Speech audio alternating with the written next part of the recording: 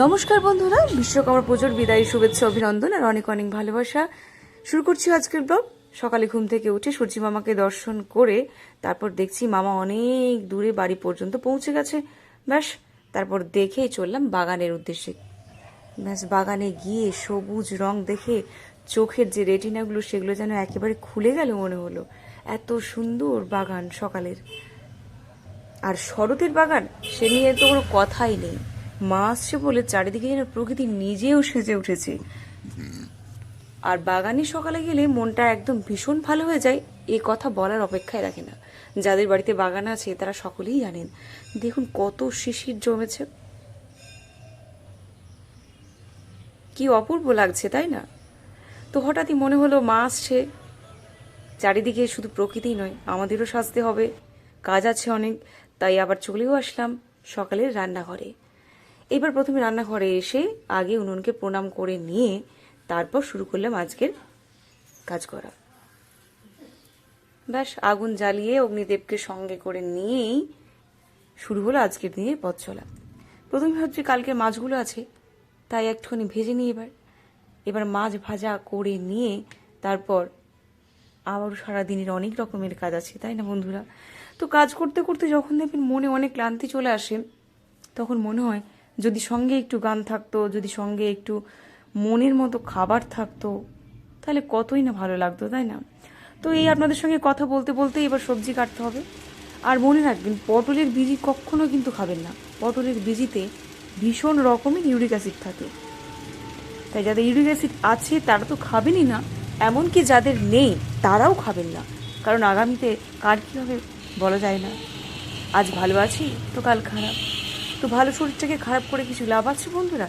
তাই তো চলুন এই সব কিছুকে, আবর্জনাগুলোকে সব পরিষ্কার করে ফেলে দিয়ে, শুধু এই আবর্জনায় নয়, মনের শরীরের সব আবর্জনা ফেলে দিয়েই প্রত্যেকটা দিন শুরু করা উচিত আমাদের। তো যখনই কাজ করা হোক আমরা করি, কেউ করুক, আমাদের সামনে করুক, আমরাই করি, সবসময় পরিষ্কার পরিচ্ছন্ন কাজ করাটা দেখতেও যেমন ভালো লাগে, করতেও তেমন ভালো লাগে, তাই না?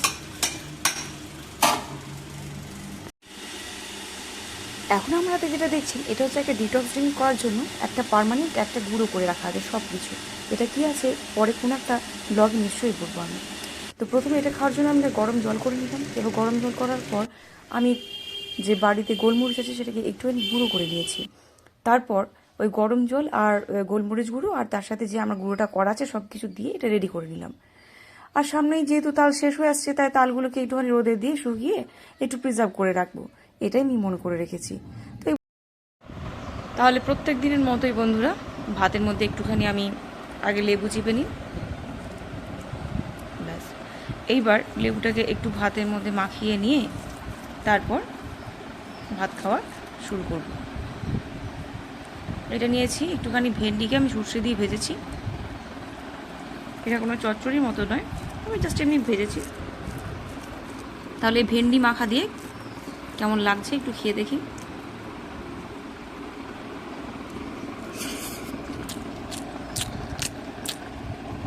দারুণ দারুণ।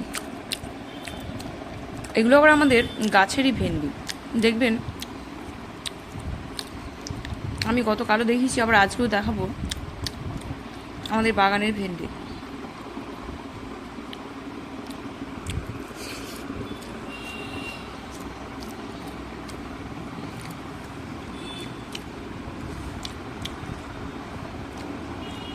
আমি সকালে যে ডিটক্স ড্রিঙ্কটা খেয়েছি সেই রেসিপিটা যদি জানতে চান তাহলে অবশ্যই কমেন্টে জানাবেন, আমি অবশ্যই জানিয়ে দেব।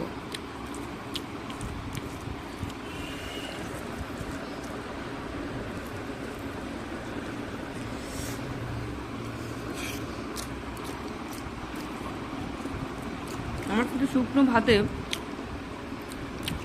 ঠিক এরকম একটা মাখা হলে খুবই ভালো লাগে।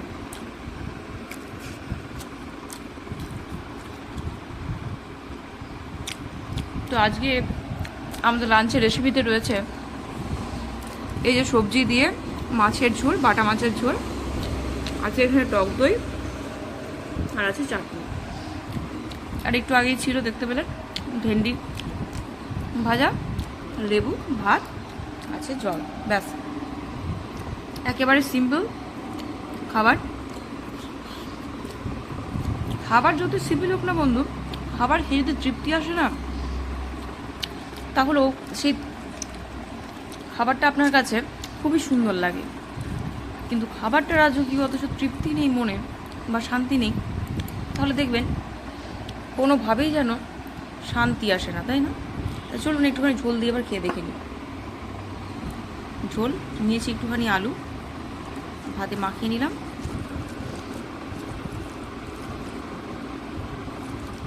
একটু আলু দিয়ে খেয়ে দেখি।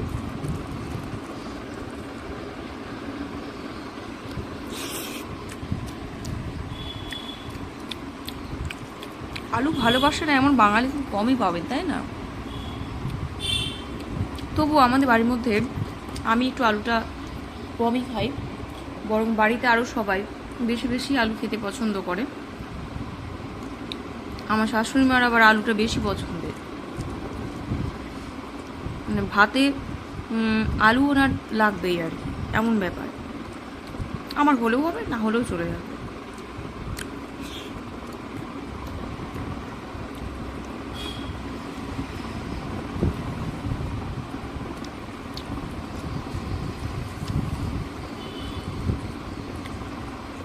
একটা শান্ত দুপুরে যদি আমার একটা সিম্পল লাঞ্চ হয় তাহলে খুবই ভালো হয়, তাই না?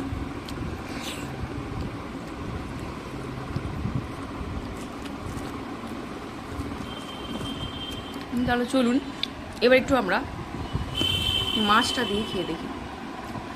মাছের মাথা ভেঙে গেছে, এই যে মাথা।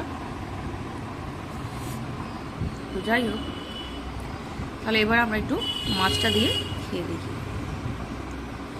মাছটা কিন্তু খুবই সুন্দর, জানেন?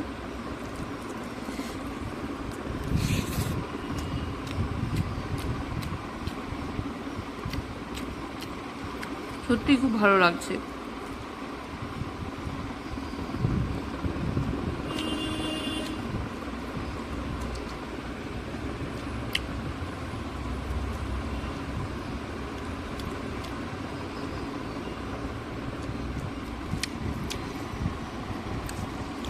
আর এই যে টক দইটা রয়েছে না, এটা কিন্তু দোকানের টক দই, কোনো কোম্পানির নয়।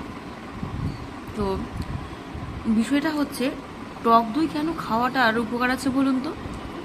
শুধুই যে ফ্যাট কমায় তা নয়, কিন্তু আমরা শুধু এটুকুই জানি যে ফ্যাট কমানোর জন্য খাওয়ানো হচ্ছে ভাতের সাথে। বিষয়টা এমনটা নয়।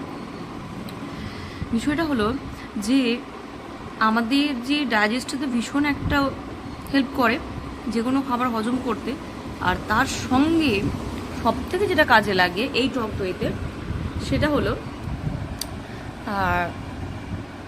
আমাদের যদি হাড়ের, মানে মেয়েদের বিশেষ করে হাড়ের যে দুর্বলতা, ভিটামিন ডি এর অভাব, এই অনেক কিছু দূর করতে সাহায্য করে, রোগ প্রতিরোধ করতে, ইমিউনিটি বাড়াতে।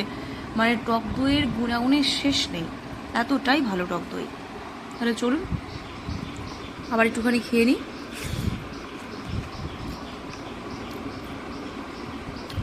আমার তো মনে হয় প্রত্যেক দিনের খাদ্য তালিকায় ভিটামিন সি, টক দই, খেজুর, দুধ, এগুলো, মাছ বা অল্প একটুখানি চিকেন যারা খান, অবশ্যই রেড মিট নয়,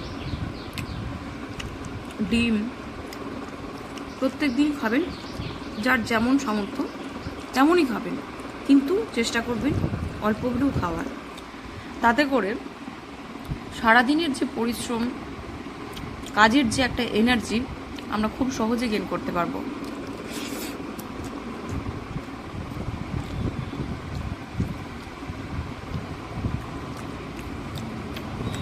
তবে অনেকে মনে করেন যে নিরামিষ খেলে কি হবে না, নিশ্চয়ই হবে। নিরামিষ খেলেও হবে, কারণ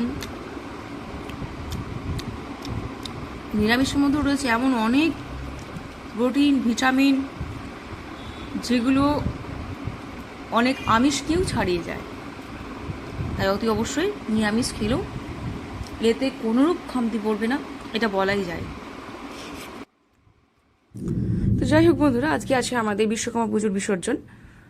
তো ভাত খাওয়ার পর আমরা চলে যাব যে ঠাকুরের বিসর্জন হবে আজকে সেখানে আমাদের ক্লাবে। তো যদি আমার এই ব্লগগুলো প্রতিদিনের ভালো লেগে থাকে তাহলে অবশ্যই একটা লাইক, একটা শেয়ার, একটা কমেন্ট এবং অতি অবশ্যই সাবস্ক্রাইব করে এই বন্ধুটার পাশে থাকবেন এই আশা রাখবো। তাহলে চলুন, চলে এসেছি আমাদের ক্লাবে। এখন চলে যাব আমরা ঠাকুরের